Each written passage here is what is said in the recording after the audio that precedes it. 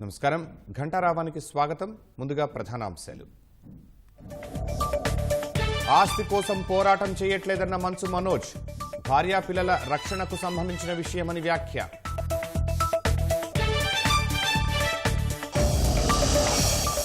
కాసేపట్లో రాజ్యసభ సభ్యులుగా కూటమి అభ్యర్థుల నామినేషన్.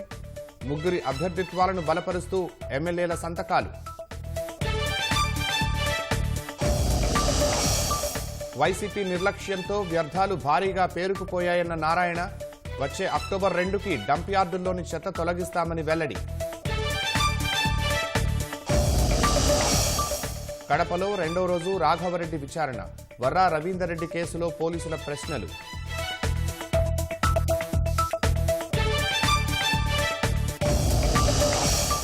కొన్ని దేశాల నేరస్తులు యుఎస్లో స్వేచ్ఛగా తిరుగుతున్నారన్న ట్రంప్. అలాంటి వారికి అమెరికాలో చోటు ఉండకూడదని వెల్లడి.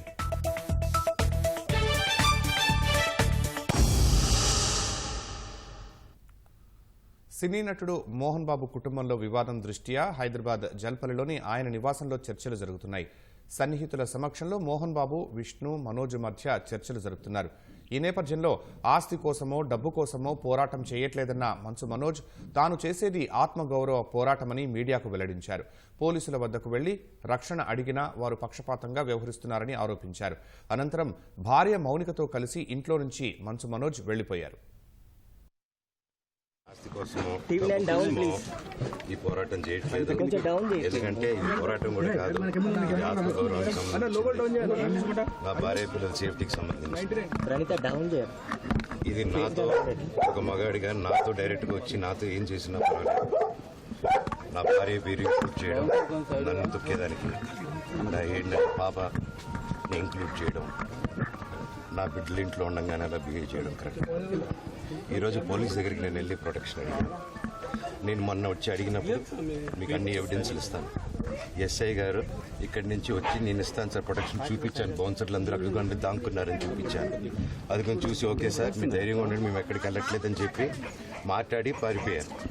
ఇప్పుడు కానిస్టేబుల్స్ వచ్చి అందరూ నా మనుషులందరినీ భయపించి ఇప్పుడు వాళ్ళ పేర్లు తీసుకొని బెదరగొట్టి మా మనుషులు పంపించేసి వేరే బాడీ గార్డ్ లోపలికి పంపించున్నారు సార్. ఏం జరిగిందండి అసలు? ఎందుకు వన్ సైడ్ తీసుకుంటున్నారు? కంప్లైంట్ తీసుకున్న తర్వాత వాళ్ళకి ఏ అధికారం ఉంది? నా ప్రొటెక్ట్ చేసే మనుషులు పంపించేదానికి అధికారం ఉంది. ప్రపంచంలో నా అందరినీ కలుస్తాను సార్, బయలుదేరు. రాజ్యసభ సభ్యులుగా బీదా మస్తాన్రావు, సానా సతీష్, ఆర్ కృష్ణయ్యల అభ్యర్థిత్వాన్ని బలపరుస్తూ కూటమి అభ్యర్థులు సంతకాలు చేపట్టారు. టీడీపీ ఎమ్మెల్యేలు అసెంబ్లీలోని తెలుగుదేశం శాసనసభాపక్ష కార్యాలయం చేరుకుని ముగ్గురి అభ్యర్థిత్వాలను బలపరుస్తూ సంతకాలు చేశారు. సంతకాల కార్యక్రమంలో మంత్రులు డోలా, సత్యకుమార్, చీఫ్ విప్ జీవి ఆంజనేయులు తదితరులు పాల్గొన్నారు. 3 రాజ్యసభ స్థానాలకు కూటమి అభ్యర్థులు నేడు నామినేషన్ దాఖలు చేయనున్నారు. ఖాళీ అయిన 3 స్థానాలకు ముగ్గురే నామినేషన్ దాఖలు చేస్తుండటంతో వీరి ఎన్నిక ఏకగ్రీవం కానుంది. వచ్చే ఏడాది అక్టోబర్ 2వ తేదీ నాటికి రాష్ట్రంలోని డంప్ యార్డుల్లో చెత్త మొత్తం తొలగిస్తామని మంత్రి నారాయణ ప్రకటించారు. పల్నాడు జిల్లా ఎడ్లపాడు మండలంలో చెత్త నుంచి విద్యుత్ ఉత్పత్తి చేస్తున్న జిందాల్ ప్లాంట్ను స్థానిక MLA Prathipati Pullarao, Swachhandhra corporation chairman పట్టాభితో కలిసి మంత్రి నారాయణ పరిశీలించారు. ప్లాంట్ నిర్వహణ, ఇతర వివరాలు అడిగి తెలుసుకున్నారు. చెత్త ద్వారా విద్యుత్ ఉత్పత్తి చేసేలా రాష్ట్రంలో మరో 2 ప్రాజెక్టులను త్వరలోనే ఏర్పాటు చేస్తామని మంత్రి నారాయణ ప్రకటించారు.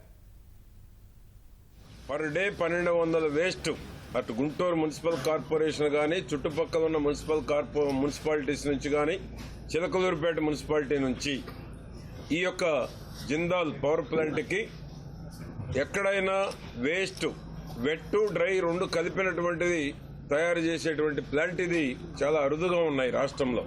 ఇది ప్రజలకు చాలా ఉపయోగకరమైనటువంటిది. ఈ వేస్ట్ అంతా ఎక్కడికక్కడ కుప్పలుగా పడితే పొల్యూషన్ వచ్చి ప్రజలు అనారోగ్యానికి గురయ్యేటువంటిది. ప్రజలు అనారోగ్యానికి గురి కాకుండా మున్సిపల్ వేస్ట్ మొత్తం పర్ డే 1200 టన్నులు ఇక్కడ కన్జంప్షన్ చేసి పవర్ ప్రజలకు అవసరమైనటువంటి, పరిశ్రమలకు అవసరమైనటువంటి విద్యుత్తును తయారు చేసేటువంటి ప్లాంట్. ఎక్కడ చుట్టుపక్కల ఉన్నటువంటి ప్రజలకు ఎటువంటి ఇబ్బంది కలగకుండా చాలా ప్రాంతాల్లో ఇటువంటి ప్లాంట్లు పెట్టినప్పుడు చుట్టుపక్కల ఉన్నటువంటి ప్రజల నుంచి చాలా వ్యతిరేకత వస్తుంటుంది. కానీ ఇక్కడ మేము స్వయంగా ఇవన్నీ పరిశీలించిన తర్వాత ఎక్కడ ఎవరికి కూడా ఎటువంటి ఇబ్బంది కలగకుండా హైజీన్ కానీ శానిటేషన్ అన్నీ మెయింటైన్ చేస్తూ పొల్యూషన్ కంట్రోల్ బోర్డు వారి దగ్గర నుంచి అవార్డులు కూడా తీసుకున్నారు.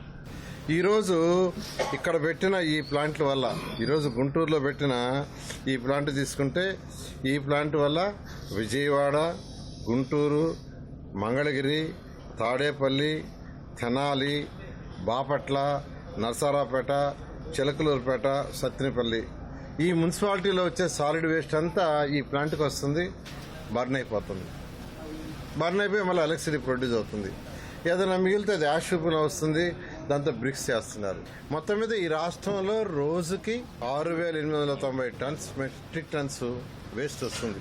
ఈ రాష్ట్రంలో ఇప్పుడు ప్రొడ్యూస్ అవుతున్న సాలిడ్ వేస్ట్లో 2 ప్లాంట్లు గతంలో తెలుగుదేశం ప్రభుత్వం పెట్టడం వల్ల 31% ఈ ప్లాంట్లకు వచ్చి బర్న్ అయిపోతుంది. త్వరలో కాకినాడ, నెల్లూరులో కూడా ప్లాంట్లు పెడుతున్నాం. ఈ 2 ప్లాంట్లు కూడా వస్తే 52%, అంటే 3,600 టన్నులు ఈ ప్లాంట్కి వెళ్ళిపోతుంది. అదేవిధంగా కడప, కర్నూలు, అనంతపురం మధ్య ఒకటి పెట్టాలని ప్లాన్ చేస్తున్నాం. అది కానీ వర్కౌట్ అయితే దాదాపు 70% వేస్ట్ కంప్లీట్గా వేస్ట్ ఎనర్జీ ప్లాంట్లో పోతుంది. ఆ రోజు మేము ఆంధ్రప్రదేశ్లో ఈ ప్లాంట్లు పెట్టేటప్పటికి భారతదేశంలో కేవలం 3 ప్లాంట్లే ఉన్నాయి. ఆంధ్రప్రదేశ్లో 10 ప్లాంట్లు శాంక్షన్ చేశాం. అందులో 2 టేక్ ఆఫ్ అయినాయి, మిగతాయి గత ప్రభుత్వం వదిలేసింది. ఈరోజు భారతదేశంలో 15 ప్లాంట్లు వస్తే గత ప్రభుత్వం 5 సంవత్సరాల్లో ఒక్కటంటే ఒకటి కూడా పెట్టలా. చెత్త పన్ను వేయటం తెలుసు, కానీ ఆ చెత్తని ఎలా క్లీన్ చేయాలి అనేది లేదు. 85 లక్షల మెట్రిక్ టన్నుల లెగసీ మిగిలిపోయింది. దాంట్లో 45 లక్షలు దాదాపు క్లియర్ చేశాం. మిగతా 40 లక్షలు కూడా 2025 అక్టోబర్ 2వ తేదీ కంప్లీట్ చేయాలని ముఖ్యమంత్రి గారు ఆదేశించారు. ఆ ఆదేశం ప్రకారం ఈరోజు జరుగుతుంది. ఖచ్చితంగా అక్టోబర్ 2వ తేదీకి ఈ రాష్ట్రంలో ఏదైతే డంప్ యార్డ్స్ ఉన్నాయో దాంట్లో ఉన్న లెగసీ మొత్తాన్ని క్లీన్ చేస్తామని రాష్ట్ర ప్రజలకు మరొకసారి తెలియజేస్తున్నాను. రాష్ట్ర ప్రజలందరికీ ఒకటే చెప్పేది, చెత్త పన్నును తీసేసాం. ఖచ్చితంగా రాబోయే 3 సంవత్సరాల్లో ఈ రాష్ట్రంలో ఉన్న 123 మున్సిపాలిటీస్ అన్నింటిలో కూడా solid waste, liquid waste, drinking water, రోడ్లు, లైట్లు ఇవి ప్రతి ఒక్కరికి మినిమం కావాలి. వాటిని 100% పర్ఫెక్ట్ చేస్తామని రాష్ట్ర ప్రజలందరికీ తెలియజేస్తున్నాం. రాజ్యసభ సమావేశాలు ప్రత్యక్ష ప్రసారం ద్వారా చూద్దాం. He mentioned the name of the leader of the opposition in the other house, in this house, sir. So that cannot be. It is pointed to one member, maybe any house. He is a member of that parliament and here. That cannot be, sir, as per the rules. Kindly explain what all have been mentioned about an individual, sir. Honorable members, Honorable Tiruchi Shiva. Sir, I have mentioned the name of the office, not any particular name of the person. Honorable members, the point of order raised by Sri Tiruchi Shiva is an important point of order. I reserve my ruling and will give it earliest. It will help us go a long way. I reserve my ruling on this point of order.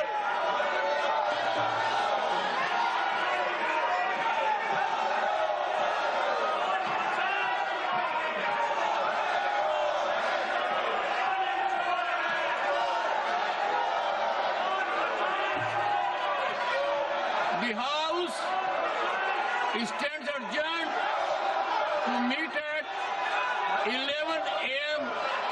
on Wednesday, the 11th of December 2024.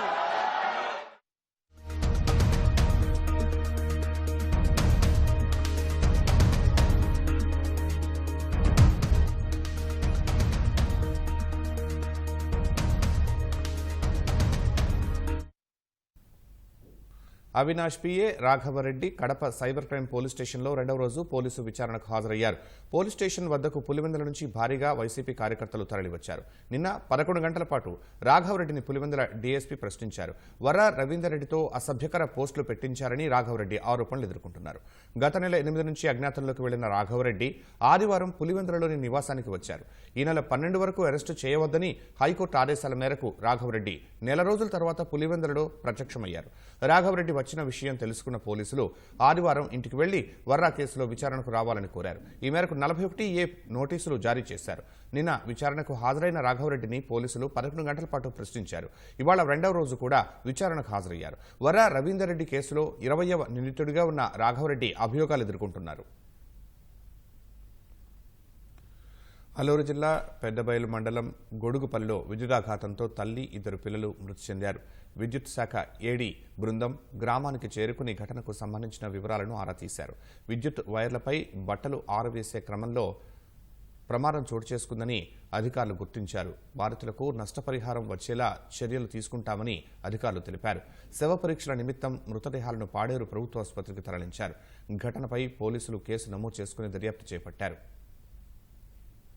పీవీటీజీలో service అంటూ మేము అక్కడ release చేశాము. సర్పంచ్ గారు చెప్పారు binding wire కట్టి దాని మీద బట్టలవి ఆరేస్తుంటారు అని చెప్పారు. అది కూడా బైండింగ్ వైర్ కర్ర కట్ అయిపోయి కర్రకు ఒక మొక్క ఉండిపోయింది. ఈ బైండింగ్ వైర్ మీద బట్టలు తీస్తా ఉంటే పడిపోయారు, షాక్ కొట్టిందని అంటున్నారు. సర్పంచ్ గారు చెప్పారు బల్బు పెట్టడానికి దేనికి వైర్ తీసుంటారండి, అది ఏమైనా దీనికి టచ్ అయ్యి ఉంటుంది అని అన్నారు. రిపోర్ట్ ఇస్తున్నాం, దాని ప్రకారం నష్టపరిహారం రావడానికే మేము ట్రై చేస్తాము. పై అధికారులతో కూడా మాట్లాడుతున్నాము. ఇక మీదట అలా జరగకుండా సాధ్యమైనంత ఎక్కువగా ప్రతి ఏమైనా గ్రామానికి వెళ్ళేటప్పుడు మేము వాళ్ళకి ఎడ్యుకేట్ చేయడానికి ట్రై చేస్తూ ఉంటాము. అంబేద్కర్ కోనసీమ జిల్లాలో పంట కాలువలోకి కారు దూసుకెళ్లి తల్లి, కుమారుడు మృతి చెందారు. మరో కుమారుడు గల్లంతయ్యాడు. పి గన్నవరం మండలం పోతవరం గ్రామానికి చెందిన కుటుంబం ఈ నెల 6వ తేదీన సొంత కారులో విహారయాత్ర కోసం విశాఖపట్నం, అరకు తదితర ప్రాంతాలకు వెళ్లారు. నిన్న రాత్రి 9 గంటలకు విశాఖ నుంచి వీరంతా కారులో బయలుదేరి తెల్లవారుజామున రావులపాలెం మండలం ఈతకోట వద్దకు చేరుకున్నారు.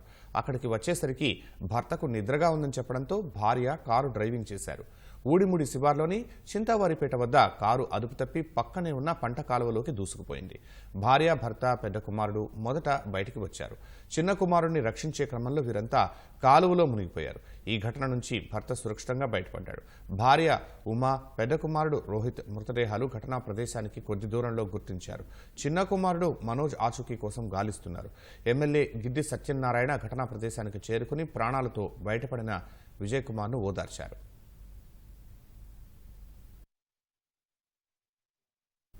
ఆంధ్ర తెలంగాణ సరిహద్దు ప్రాంతం చింతూరు మండలంలోని అటవీ ప్రాంతంలో ఒక కారును గుర్తు తెలియని వ్యక్తులు దగ్ధం చేశారు.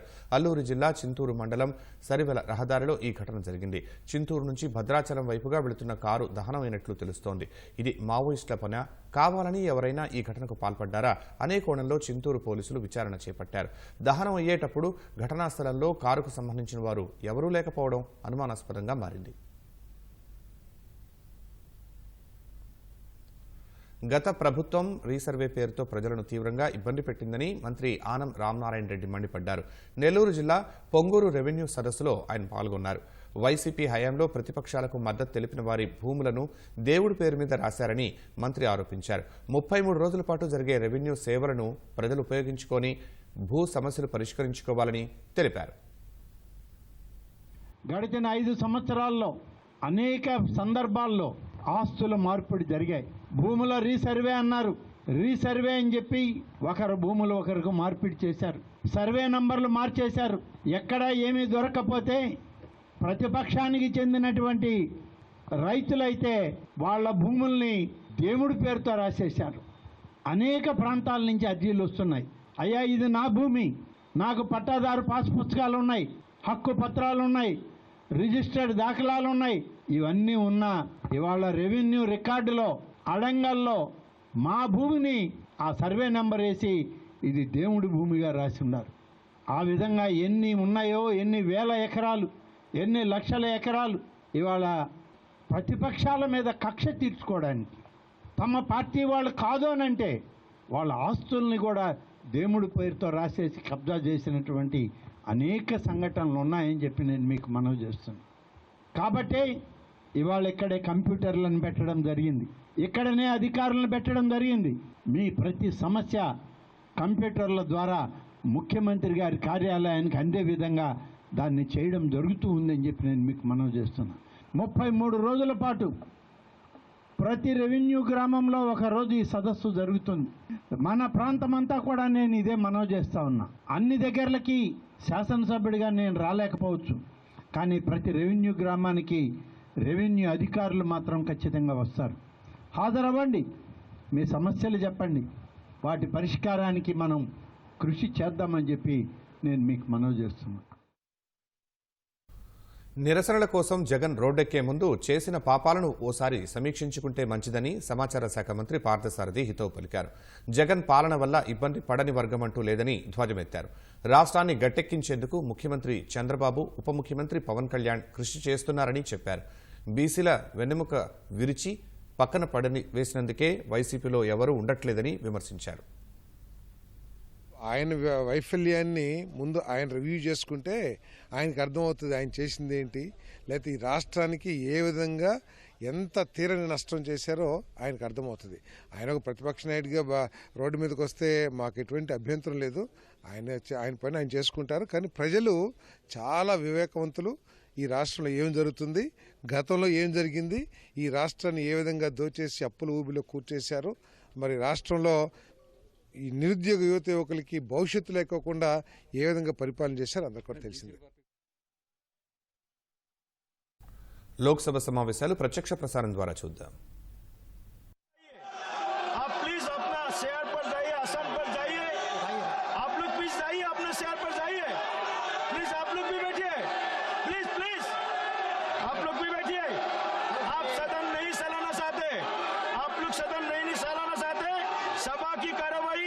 बुधवार दिनांक 11 दिसंबर 2026 को प्रातः 11 बजे तक के लिए स्थगित की जाती है.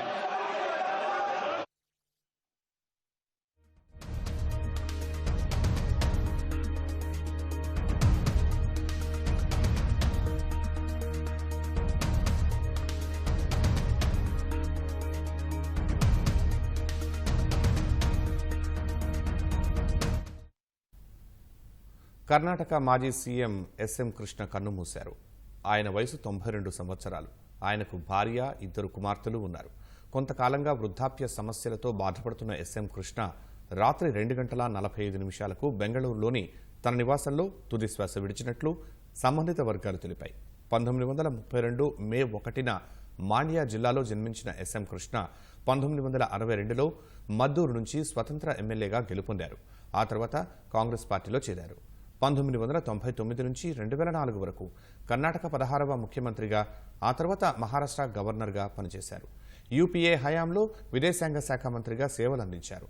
కాంగ్రెస్తో 50 ఏళ్ల అనుబంధాన్ని తెగతెంపులు చేసుకుని 2017లో బీజేపీలో చేరిన ఎస్ఎం కృష్ణ గత ఏడాది జనవరిలో వృద్ధాప్యం కారణంగా క్రియాశీల రాజకీయాల నుంచి తప్పుకుంటున్నట్లు ప్రకటించారు. ఎస్ఎం కృష్ణ మృతి పట్ల ప్రధాని మోదీ సహా కాంగ్రెస్, బీజేపీ నేతలు, ఇతర ప్రముఖులు సంతాపం తెలిపారు. త్వరలో అమెరికా అధ్యక్ష పగ్గాలు చేపట్టనున్న డొనాల్డ్ ట్రంప్ అక్రమ వలసలకు సంబంధించి ఎన్నికల్లో ఇచ్చిన హామీకి కట్టుబడి ఉన్నట్లు స్పష్టం చేశారు. అధ్యక్ష పదవి చేపట్టగానే బర్త్ రైట్ సిటిజన్షిప్నకు ముగింపు పలకనున్నట్లు తెలిపారు. అమెరికన్ అంటే పునర్నిర్వచనం ఇవ్వనున్నట్లు చెప్పారు. ఈ విధానాన్ని ఎవరైనా అడ్డుకోవాలని ప్రయత్నిస్తే తీవ్ర పరిణామాలు ఉంటాయని ట్రంప్ హెచ్చరించారు.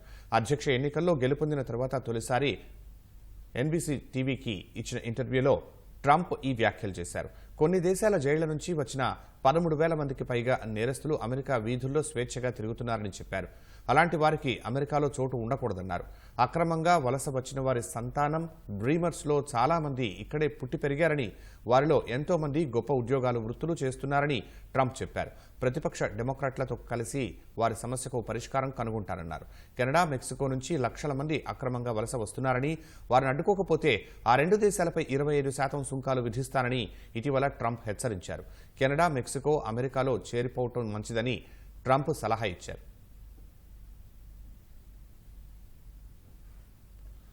తిరుగుబాటుదారుల చేతిలోకి సిరియా వెళ్లినప్పటి నుంచి అక్కడ ప్రభుత్వ సేవలు నిలిచిపోయాయి. విమానాశ్రయాలు, సరిహద్దుల వద్ద సమస్యలు తలెత్తుతున్నాయి. మానవతా సాయానికి తీవ్ర ఇబ్బందులు ఎదురవుతున్నాయి. దేశం పూర్తిగా రెబెల్స్ అధీనంలోకి వెళ్లడంతో పలువురు ప్రభుత్వ ఉద్యోగులు తిరిగి సేవల్లోకి వెళ్లలేదు. ఈ కారణంతో సిరియా ప్రభుత్వ రంగం పూర్తిగా నిలిచిపోయిందని ఐక్యరాజ్య సమితికి చెందిన ఓ అధికారి తెలిపారు. అయితే దాదాపు అందరూ కేబినెట్ మంత్రులు తిరిగి విధుల్లోకి వచ్చారని సిరియా ప్రధానమంత్రి మహమ్మద్ ఘాజీ తెలిపారు. కొందరు విధుల్లోకి రాలేదన్నారు. మరోవైపు అసద్ పాలనలో సమీప దేశాలకు వెళ్లిపోయిన శరణార్థులు తిరిగి సిరియాకు చేరుకుంటున్నారు. తమ బంధువుల కోసం వారంతా వెతుకుతున్నారు. సిరియాలో మహిళలు ఎలాంటి దుస్తులు ధరించాలో చెప్పబోమని తిరుగుబాటు కమాండ్ సోమవారం ఓ ప్రకటనలో తెలిపింది. మహిళల దుస్తులు లేదా రూపానికి సంబంధించిన అభ్యర్థనలను ఖచ్చితంగా నిషేధిస్తామని పేర్కొంది. ఇదే సమయంలో అనుమానిత రసాయన ఆయుధాల సైట్లు తీవ్రవాదుల చేతికి చిక్కకుండా ఉండేందుకు సుదూర రాకెట్లపై వైమానిక దాడులు చేశామని ఇజ్రాయెల్ తెలిపింది. సిరియా దళాలు ఉపసంహరించుకున్న తర్వాత ఆ దేశం లోపల బఫర్ జోన్ను కూడా స్వాధీనం చేసుకున్నట్టు పేర్కొంది.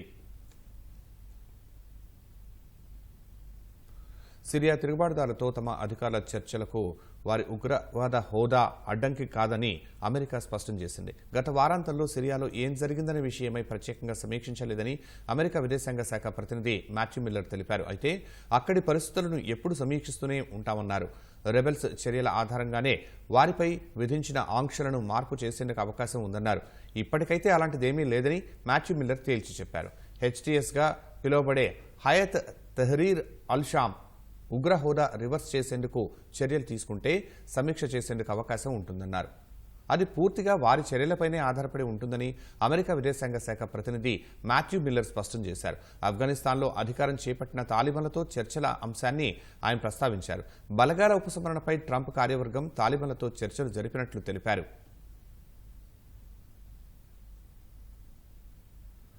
ప్రతిపక్ష కూటమికి సారథ్యం వహించే అంశంపై బెంగాల్ సీఎం మమతా బెనర్జీకి ఇండియా కూటమిలో మద్దతు పెరుగుతోంది.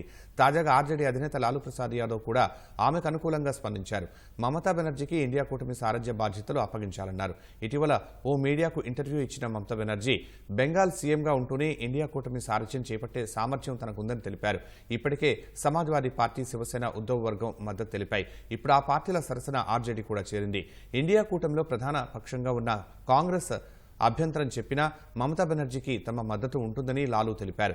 వచ్చే ఏడాది జరిగే బీహార్ శాసనసభ ఎన్నికల్లో తమ కూటమి గెలుస్తుందని లాలూ ధీమా వ్యక్తం చేశారు.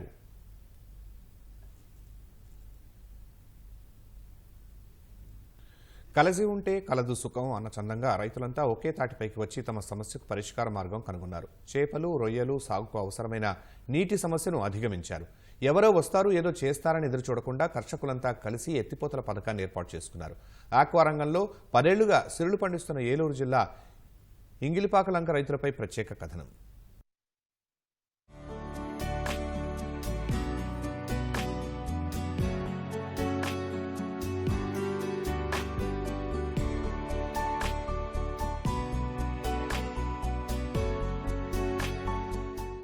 ఏలూరు జిల్లా మండవల్లి మండలం ఇంగిలిపాకలంకలో సుమారు 1500 ఎకరాల వరకు చేపలు, రొయ్యల చెరువులు ఉండగా గతంలో నీరు లేక వేసవి కాలంలో రైతులు తీవ్ర ఇబ్బందులు ఎదుర్కొనేవారు. చెరువుల్లో ఉప్పు శాతం పెరిగిపోయి చేపల పెరుగుదల లేక నానా కష్టాలు పడేవారు. నీటి ఎద్దడి వల్ల చెరువుల్లో ఒక్కోసారి నీటిని బయటకు తీస్తే మళ్లీ నీటిని తోడుకోగలమో లేదో అనే భయం రైతుల్నే ఉండేది. అదే సమయంలో ఊరిని ఆనుకొని ప్రవహించే చంద్రయ్య కాలువ నుంచి పెద్ద ఎత్తున నీరు కొల్లేరులోకి వృధాగా పోవడాన్ని గమనించిన రైతులు ఎత్తిపోతల పంప్ హౌస్ నిర్మాణం చేపట్టారని నిర్ణయించారు. తలా కొంత వేసుకుని 2014లో సుమారు 18 లక్షల వ్యయంతో ఎత్తిపోతల పథకాన్ని నిర్మించుకున్నారు. పంప్ హౌస్ నిర్మాణంతో పాటు 7.5 HP సామర్థ్యం కలిగిన 6 మోటార్లను సమకూర్చుకున్నారు.